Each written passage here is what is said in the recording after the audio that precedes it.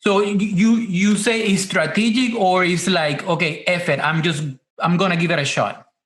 No. There's never no F it. I'm gonna just give it a shot. It's being strategic, man. I think hustling, honestly, I think hustling is F it. I'm going to give it a shot and see what happens, or I'm going to do a lot of busy things and see what comes out of it.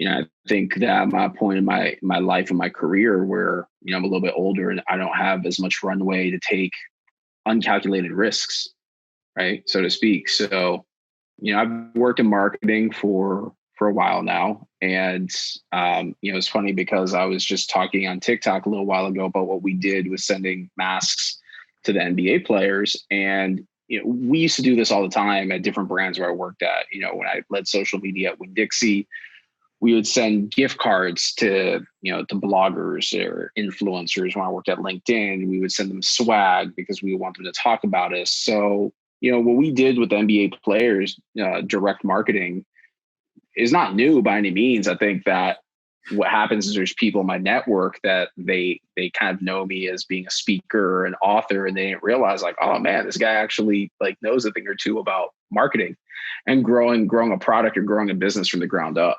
I wrote this book, then, The Marketing, and in my book, I pretty much provide this formula for people that the science, if you will, of growing a brand today starts with you, the individual, because people buy from people, people trust people, people relate to other people.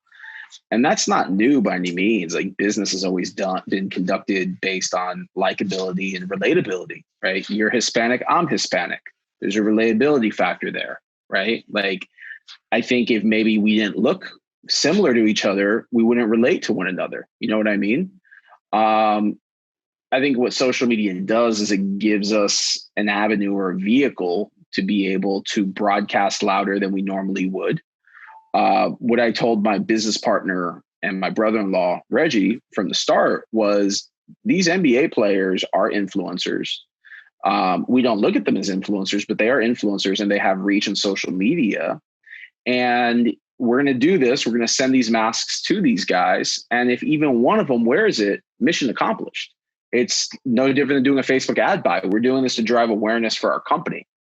But I think so many people get caught up in the instant ROI, if you will, of social media, where they overlook traditional marketing. And I consider what we did to be more of a traditional marketing play. But no, to answer your question, it wasn't so much taking a risk per se. Like, yes, there was a risk in it because we could have sent these masks to, the teams that were there in Orlando and no one wear it and the masks don't get delivered.